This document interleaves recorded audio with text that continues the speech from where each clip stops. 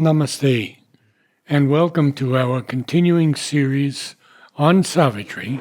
Savitri is the message, as always, with our beloved Alok. We are in a difficult passage this time, the way of fate and the problem of pain.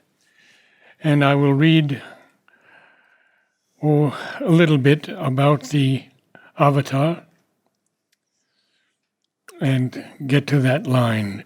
The immortal, bound to earth's mortality, appearing and perishing on the roads of time, creates God's moment by eternity's beats. He dies that the world may be newborn and live.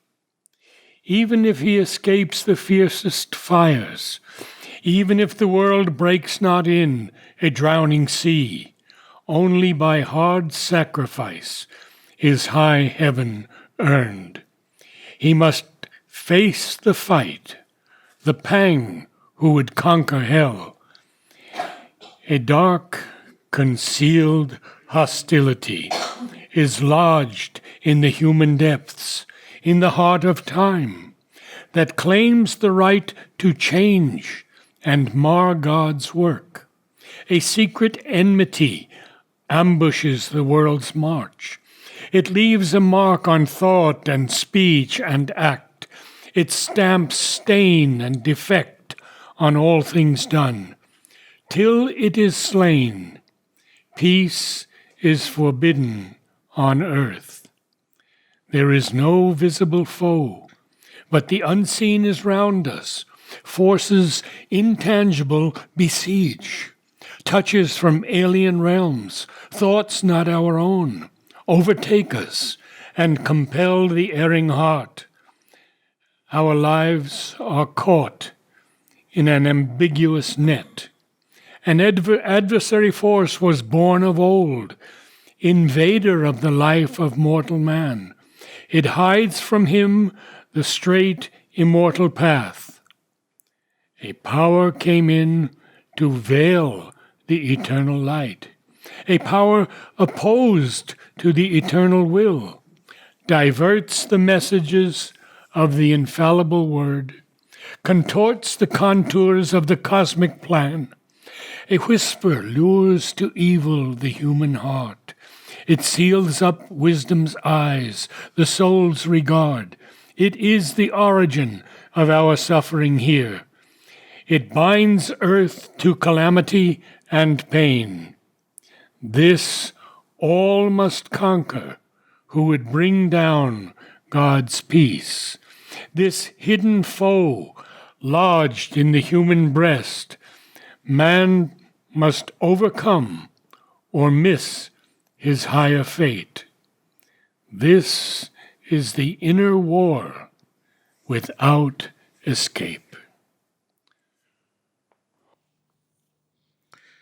This is a powerful passage, and the passage is about the world redeemer. Shubinda has not used the word avatar, but it's about the avatar, the world redeemer who comes to change the world. And it applies to all who have this aspiration to change this world. That also comes all to of us, all of as us well, who aspire. So normally people have this idea that once you come to the ashram or you take to the yoga, wherever you are, you have a very peaceful, wonderful life, all is quiet, everything is... this is an illusion. This is an illusion. If there ever was an illusion, this is it. This is it. In fact, the war intensifies because outside you are still warring with forces which seem to be outside us. There is the enemy outside, it's in the next door neighbor or maybe, few miles away, it's some other religion, some other caste, some other country. But here, all that comes inside, and all who want to bring the heaven here, to bring down that God's peace, must face the enemy within. Even to recognize him is difficult because our usual insincerity keeps on finding outside. Everybody outside is at fault. So this is how the story goes, and Shobindu describes, I'll just read from page 446 because it's a very touching passage, and it comes on a very interesting day, 31st December. So when we speak about the old and the new, it's not about the year. That's a convention.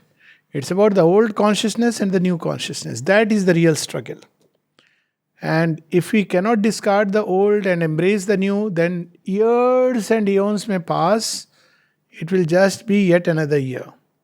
And if we have the courage and the sincerity to embrace the new and discard the old, then we transit over. So all these are moments of transition. And Shobindu, a million wounds gape in his secret heart. Whose secret heart? The world Redeemer's heart. He comes to redeem the world, but he must pay the price with his own blood. He journeys sleepless through an unending night. Antagonist forces crowd across his path. A siege, a combat is his inner life. Arya, when he was asked by someone, a British mathematician, poet of course, and he was asked by somebody, what all you people are doing here? He said, you won't understand. Still, say something. Maybe we'll try to understand. He said, if I tell you that we are fighting with our own ego, would you understand? So this concept doesn't exist because outside life is driven by, I don't mean a geographical space, but the average life is driven by desires, opinions, conventions, social and otherwise, and one is because there is a certain degree of comfort in that. And that comfort comes from numbers. And likes and dislikes. Yeah, likes and dislikes. And this is the life which everybody leads, so it's understood. But the moment you want to try a new way of life, a beautiful way of life, not new, which is fashion, then all these forces which are holding the earth in this way, they attack. And that's what he describes here. Even worse may be the cost, direr the pain. Behind the smile of the divine, sometimes, Mother has described, Niruddha described, Shurabindu and the mother, they gave laughter, scattered the smile on everybody. But deep inside what they went through, it's unimaginable. If you read on the Samadhi what Mother has written, how he suffered all, endured all, achieved all for us. One small incident which tells us that, when Mother would, the soup ceremony, and she would concentrate on a bowl and then taste it and then pass it on. Now, in India, it's called Charnamrit or, Prasad. And something very beautiful. And she was not just making it into a Prasad, but pouring her consciousness into it. And somebody in that close circle remarked that, but this is unhygienic. And Shobindu under his breath uses the word brutes. Hardly he has used this word, but brutes. This was the kind of pathetic kind of humanity with which one has to deal with. And therefore, he says, even worse may be the cost, direr the pain, his large identity and all harboring love shall bring the cosmic anguish into his depths. The sorrow of all living things shall come and knock at his doors and live within his house. So we have the story of the mother where Chinmay, what was her first name? She was Sheikh Haidar's, Ibrahim's, Dara's sister. So she was, and mother says, those who are close to me are often seized by these forces because they can't attack the mother, so they attack these beings. And she used to get the urge to push mother down, and the mother knew it very well, and still she would take such care for this girl. And somebody asked her, why do you do this? She says, where will she go? This was her answer. Where will she go? So this is the kind of love. A dreadful cord of sympathy can tie all suffering into his single grief and make all agony in all the worlds his own. Maybe you could talk a little bit about Nirodbaran, saying, why do you have to go through this since you're the avatar? That's on 5th December. Before that, when he sees that Sri Aurobindo seems to be completely fine one moment and then again he seems to take a dip.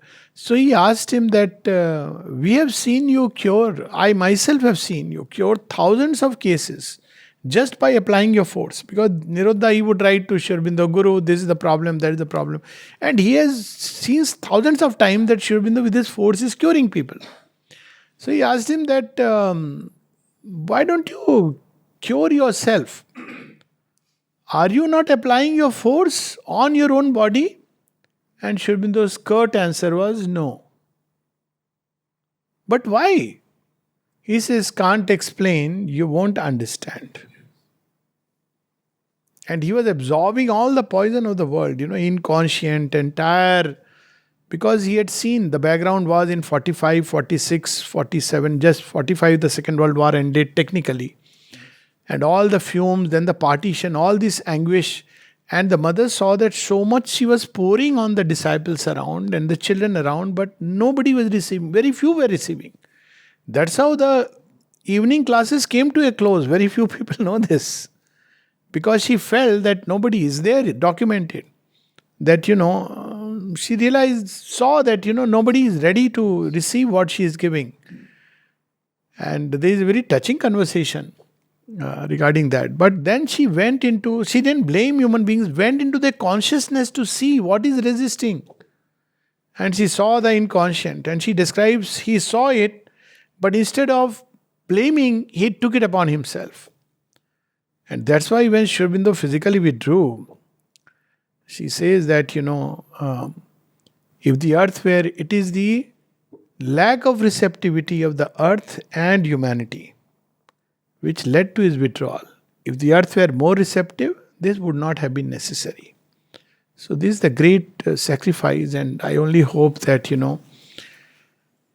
once asked for 12 men, only 12 people. Yes. He couldn't get 12. He meets an ancient adversary force. He is lashed with the whips that tear the world's own heart. He has to take upon himself all the difficulties of human nature in all its shades and varieties. The weeping of the centuries visits his eyes. He wears the blood-glued, fiery centaur's shirt. We know centaur are those mythical creatures, who fight the battle and then the blood-hued. The poison of the world has stained his throat. This is the story of Shiva, but it's a story which applies everybody who carries within himself something of the Shivatva. And everybody carries something of Shivatva and something of Krishna's. And even because without that Shivatva, you cannot have the Leela of Krishna. So you have to go through that poison. In the marketplace of matter's capital, amidst the chafferings of the affair called life, what a word he has used. He is tied to the stake of a perennial fire. He burns on an unseen original verge that matter may be turned to spirit stuff. He comes bound into the bazaar of matter and says, here I am. I am reminded of a play I used to watch. Every year we used to stage a play at my place. My parents used to stage some plays, and one of them was the story of Raja Harishchandra. So the line that used to touch me was that he gives away everything, kingdom, clothes, money, and still he is not able to fulfill the debt, or rather the promise that he has made to sage Vishwamitra. So there is a scene, it is etched in my memory, where he goes into the market, the king, and he says that Harishchandra khada hai bazaar mein. I am standing in the market. You pay the price and take me. He becomes a slave to the Chandal, the people who burn, they are, even now they are called Dom Rajas, up subsequently. He says that you take, so he keeps him as a, as a hired, not even a hired slave, a slave. So he can't take money from him. But why? Because he must bring the power of truth into that abyss and darkness. That is how ultimately about Kashi it is said that, Shiva is so happy with this tapasya that he says anybody who dies in this place will get moksha. Now the story is very significant. He had no business. He comes from a great family. He has just promised in dream. He could easily say, "Oh, it's okay. I mean, don't act so funny." But here is a man who loses everything to the last vanishing point. Why? Because that light of truth, one person's strategic sacrifice awakens the response of truth in the earth. He is the victim in his own sacrifice. So he sacrifices. You ask him, whom are you sacrificing? I am sacrificing myself. He is the victim.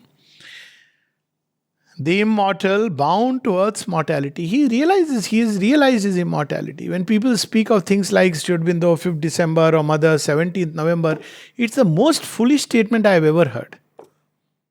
He is immortal. And when somebody wanted to send a press note that, the mortal remains of Sri Aurobindo will be interned in the Samadhi, Amal Kiran went to show it to Mother, and Mother struck it. There is nothing mortal about Sri Aurobindo. Every cell of his is immortal. And this is so true if you read through the experiences long before. And yet he chose to go through the passage of death so that all his cells can enter into earth and impregnate it with light. That is the big secret, and you have revealed it. Yeah, so that it can be impregnated with light. He had no reason. He could have gone ahead with his own realizations and transformations, said, here, the first one is ready, but you can't see it. You can't catch me. But he chose to do it so that all the gains of his body, the essence, look at the great sacrifice. All the inner essence he passed on to the Mother. And the very body he mingled with the earth. Merged with the earth, body of the earth.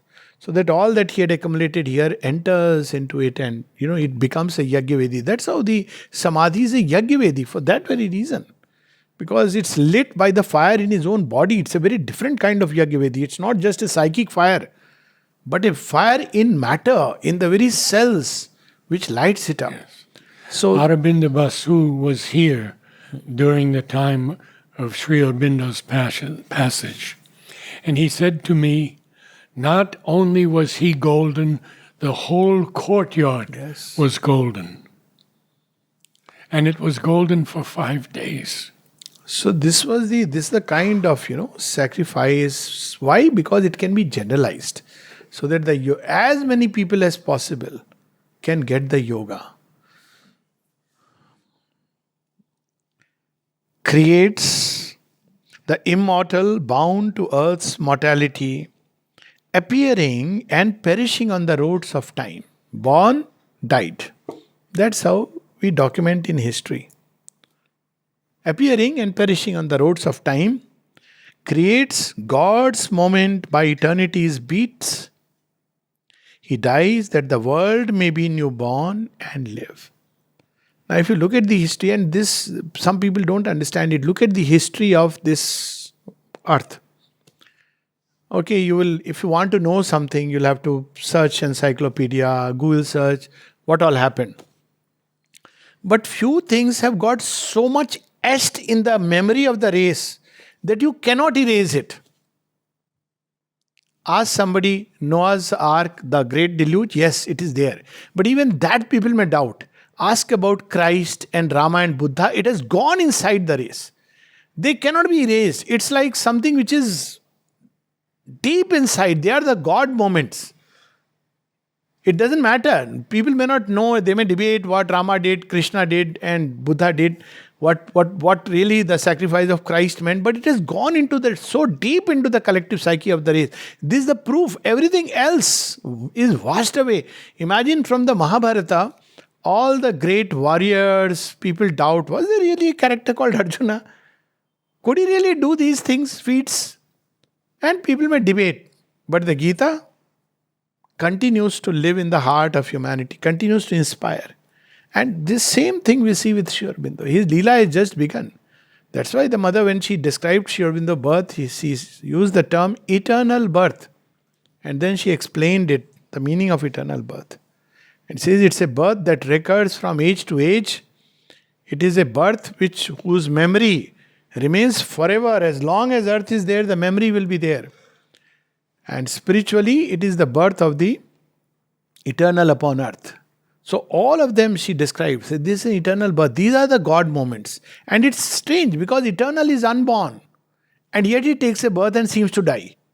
But when he touches earth, he leaves a spark which cannot be erased. That's what he is describing, creates God moments. He dies that the world may be newborn and live. And you see in all the avatars, and Sri Aurobindo's story very clearly, look at the first half of the previous century, forget all other evidences. We may doubt who did it. Okay, fine. But of course, if somebody foresaw and said at that point of time that I am putting my force, then it is evidence enough.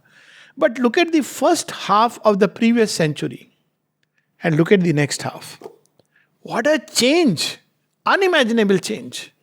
So during that narrow passage, he saved earth, India, and the world, opened the door. Imagine where we would have been, if he wouldn't have shown a new possibility. All this he did. And then the body, the last strategic sacrifice. Lo, it is finished.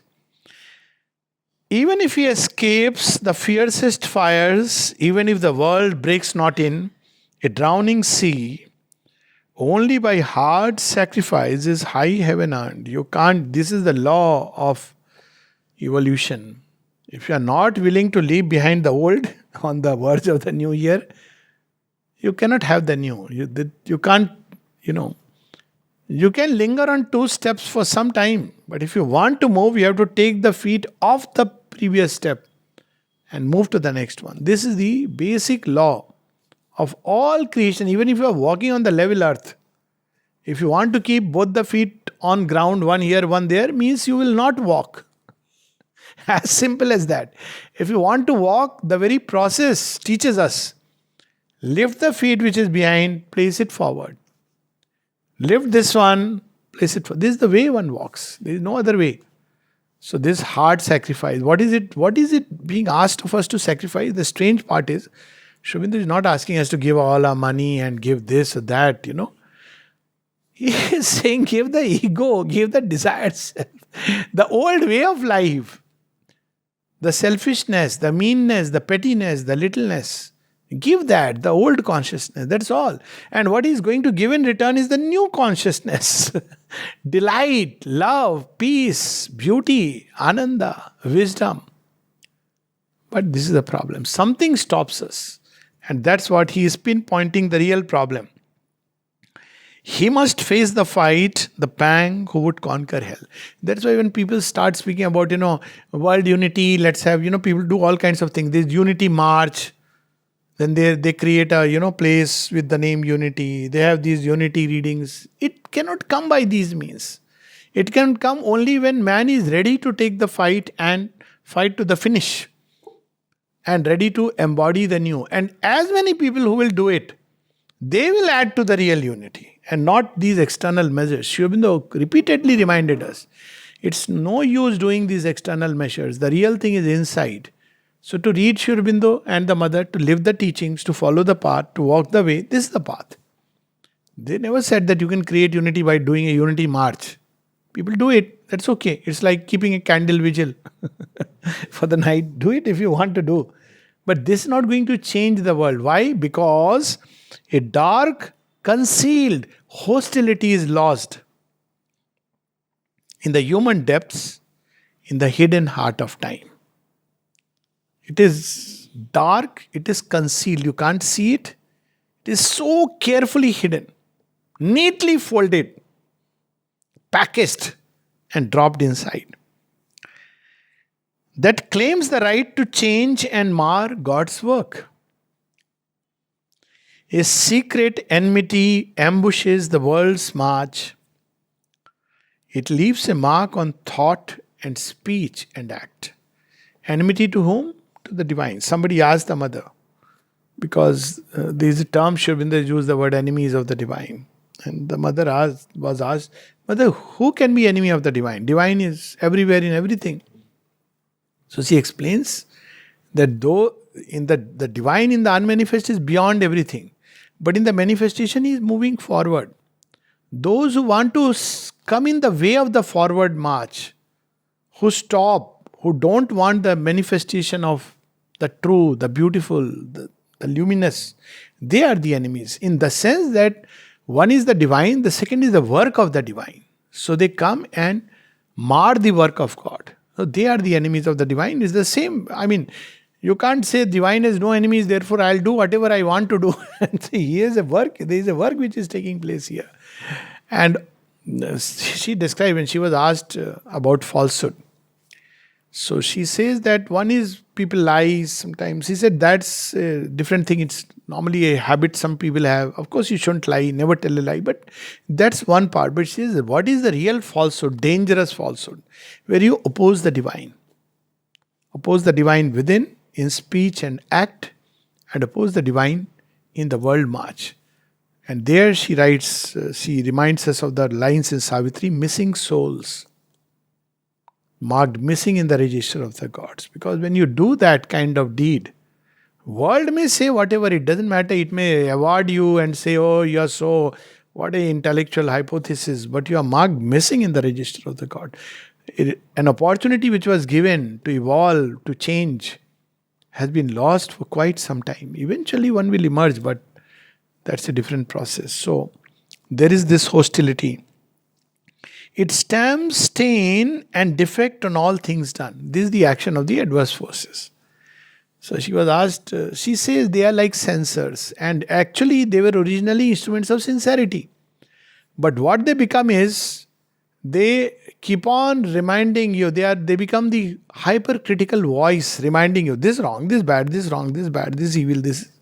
So at the end of the day, they just point out towards everything that is defective and augment it. And then mother says, one thing they miss, and that is grace. They don't believe in grace. Grace can change everything in one moment, but they don't believe in grace. Their purpose is stamp defect. In a manufacturing unit, at the end you have stamped, pass through. They keep on, small little thing, they'll point out this, back. Again, this, so they stamp defect and stain all things done. But they can entice also. Oh, their most dangerous way is imitation. That's why religions became a hotbed of the very opposite for which they stood. Look at Christ and Christianity. Look at the founder of Islam and what do you call it? Mohammedanism or Islam or whatever you want to call it. Look at even Krishna and the way people have made out of Krishna in all the dance places and parties. Everywhere. Yeah, it's a sad story, Krishna being reduced to just having a dance and even way of party. People even justify things. But what is Krishna? A life of sacrifice. When you look at Krishna's life, especially, if you read K.M. Munshi's, he has written 8 volumes. Unfortunately, he couldn't finish the whole thing. But when you read, especially volume 2, you realize what human pain and agony he must have gone through. We only say, Nand Kalal, and he's smiling, sweetly growing. Imagine a man. Man is a way of saying, who before birth the devil is chasing him and who is out to kill him. In the picture you see very nicely that Putna falls flat. But imagine what a child would have gone through. He has taken a human body. Later on it's a miracle. But when you go through that pain, the agony, whose own maternal uncle is against him, wants to kill him. That is the life they go through, the world redeemer. Sri Aurobindo's life is such a parallel. We've talked about it to Sri Krishna. There is, till it is slain, peace is forbidden on earth. Again, take the life of Lord Rama and take the life of Christ. Rama, he conquered, look at the paradox, he conquered the 10-headed Asura. But he was defeated by somebody in his own kingdom. A commoner, a washerman. Because what does he reply to him? Rakshasa he could conquer, Asuras because this was within the house. It's such a symbolic story. How will he prove? What will he? I mean, this was the way he used technically a legal loophole out of revenge. That, somebody's wife, this happened, and this is the decision your younger brother had taken. What do you decide now? Now he's caught in a, either he has to set the example of the highest dharma, Ras dharma, or say, well, I am a king, I know everything is good. So, see Christ. Who crucified him? His own people. I mean, they were all around. Those he came to redeem, they become his enemy. Hard is the world, redeemer's heavy task. The world becomes his adversary. Those he would save are his antagonist. The world is in love with its own ignorance. There is no visible foe, but the unseen is round us. Forces intangible we see. They are moving around, waiting for a point of entry. Touches from alien realms, thoughts not our own, overtake us and compel the erring heart. And this is a very important Yes. 2 lines. Extremely important. Touches from alien realms. Thoughts that are not our own overtake us, and they even compel the erring heart. Things we would normally, that's not how a person normally would think or act or feel, and suddenly is overtaken by these.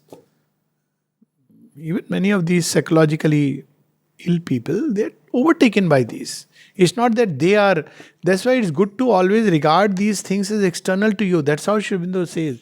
If you regard anger is my nature, it's me, then they will completely overpower. Keep on saying it's a foreign element and I don't want it. Stand back and say this is not me. Yes. Then they will eventually leave. You must have seen so much of this in your practice. Oh, plenty. I've seen a man actually stand on my table right in front and dance till the whole glass broke. And an army major from infantry. I was sitting here and watching, not knowing what, because I can't run away. Which way to run? The door is that side. This is of course a funny example, but such things. And when they come back to normalcy, they're a different person altogether. Completely. That time it's an alien personality which takes up.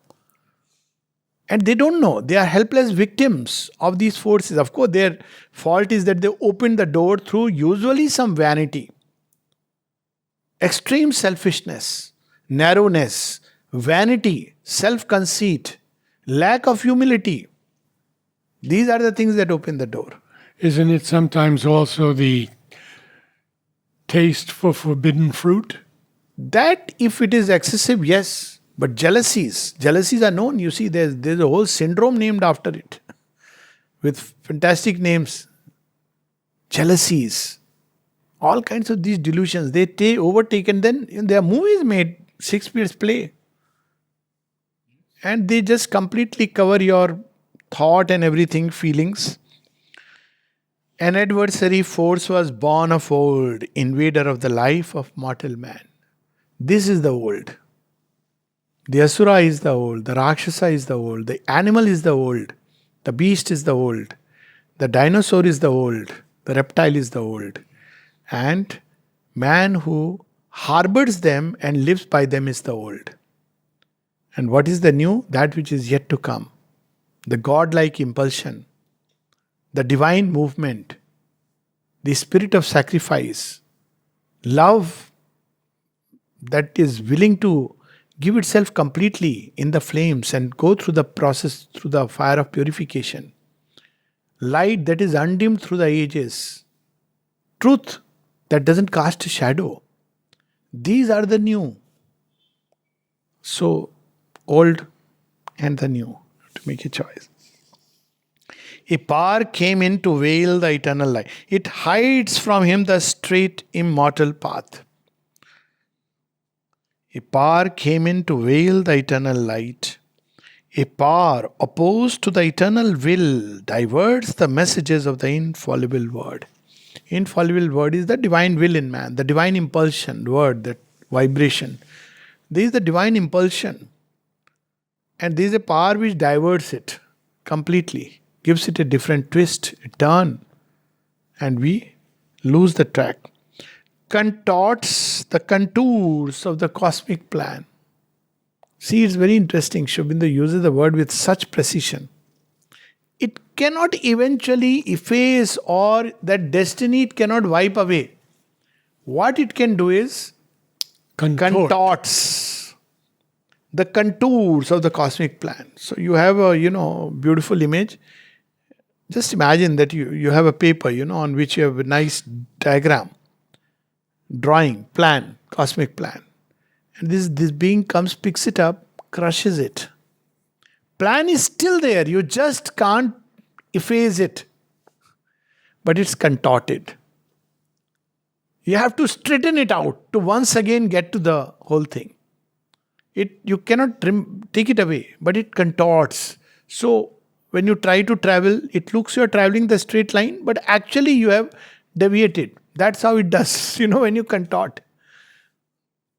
A whisper lures to evil the human heart.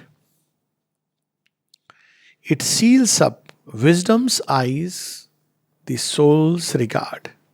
How does the soul look at things? How does the soul regard life? Very differently from how our ego-bound mentality. It is the origin of our suffering here. It binds earth to calamity and pain. So this is the real cause. And if you really want, when people formed this group called World Union, 3 people had joined together and formed. They asked Mother a message. Now behind the scene what is going on is they are fighting among themselves. So Mother she said also, and they cannot have harmony within themselves. They want to create harmony in the world. So she gave a message like that. If you want to establish peace upon earth, first have peace within yourself. If you want to have harmony upon earth, first have harmony amongst you. This is a small little group. You can't have harmony because there is constant. Why we can't have harmony? The ego wants it your way. And you're not ready to enlarge, widen, look afresh. And if you do that, there is no problem. But the ego wants it its own way. This all must conquer who would bring down God's peace. So the mother at one place in agenda describes establishing peace within is easy. You can call peace. And here she is speaking about the cosmic peace, harmony upon earth. She says that people have run away because they realize the difficulties. She says that is not enough. Inside I have the peace, and that is relatively easy to find the divine presence inside. But to establish, when you enter into the world play and the world march and the world battle, the Kurukshetra, through which the Dharma Kshetra will evolve, is the field of Dharma, evolving Dharma. Sri Aurobindo describes it as Dharma Kshetra, Kurukshetra, the field of evolving Dharma through the battlefield. This hidden foe lost in the human breast, very carefully it is hidden inside so that we won't see. But God is also hidden inside. And when Sri Aurobindo describes about God hidden inside, in Finding of the Soul, he says, God's last refuge from a profaning thought. So he hides himself in the cavern of nature. He hides in the cavern of nature. He is found in the thought where he builds up the thought. He is found in the mind where he builds up the thought. Why is it in here? Because otherwise man's mind profanes it. How does it profane it? He finds God outside immediately. First thing he does is makes a mazar or something. And he says, now give money. Thoughts profaning touch. Then he builds philosophies, systems. Then he claims that I am the sole custodian of this philosophy.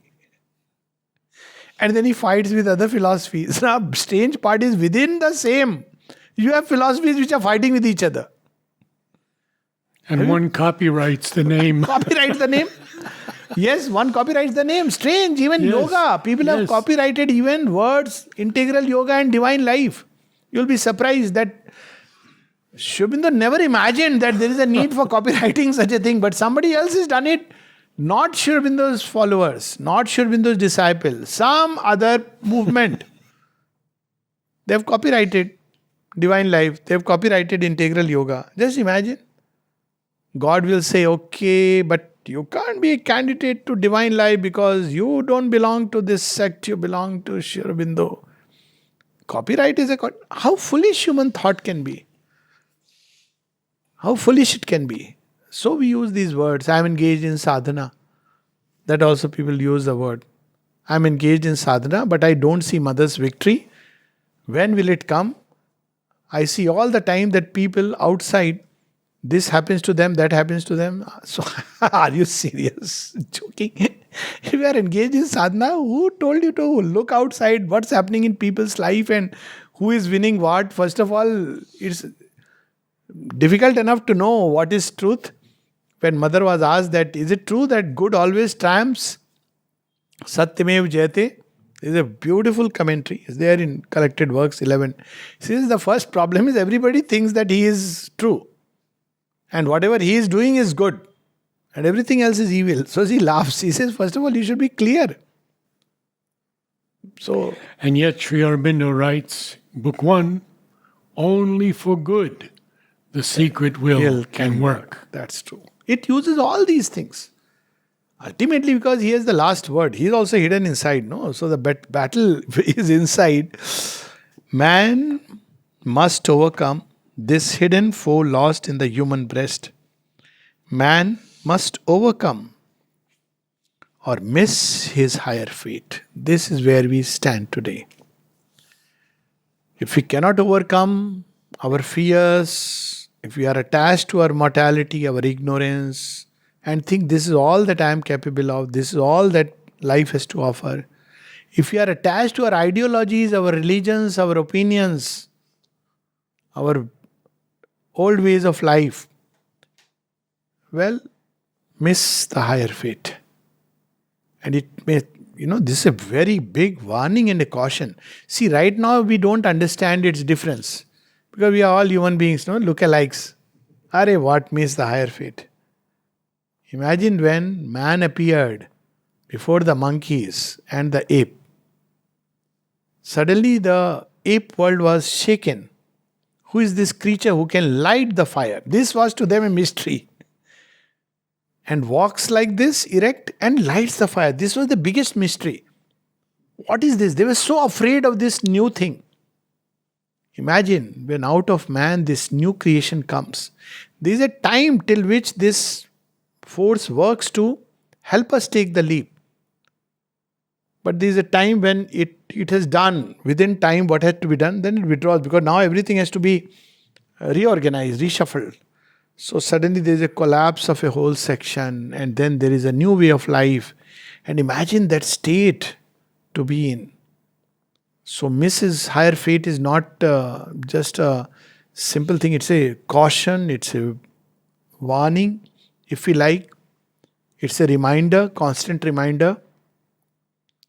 So man must overcome. What he must overcome? This hidden foe lost in the human breast. What does he do? He diverts the infallible word. It opens us to all these concealed hostility from forces which are around us. Man must overcome or miss his higher fate. This is the inner war without escape. What is important to remember is that in this war, what we have to do is to put ourselves deliberately on the side of the divine. There is grace. When he describes this state of inner man, inner life of man and outer life where it can be seized by these forces. Hell's companies are let loose. All that he describes when Savitri looks inside to see her soul. But at the end he says, but there is a guardian power. There are hands that save. Calm eyes divine regard the human scene. So the difference is very simple. We always want God to be on our side.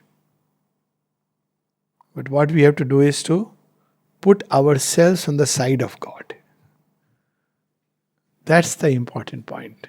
God to be on our side, well then He is on every side, He helps everybody. But to be, that's why the mother's message. Put yourself deliberately on the side of the divine. And that's a conscious choice. To put oneself deliberately on the side of the divine. And since we are in the anniversary, 150th of Sri Aurobindo. And I think we have some time left. I'd like to read a little bit. Please. Continuing on, this is about the avatar. And it is specifically, I feel, about Sri Aurobindo, because who else could have written it like that? Hard is the world redeemer's heavy task.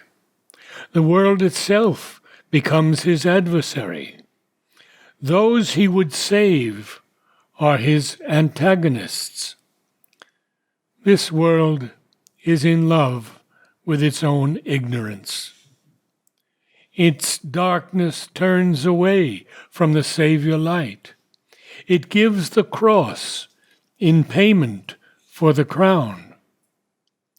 His work is a trickle of splendor in a long night. He sees the long march of time, the little one. A few are saved, the rest strive on and fail. A sun has passed, on earth night's shadow falls.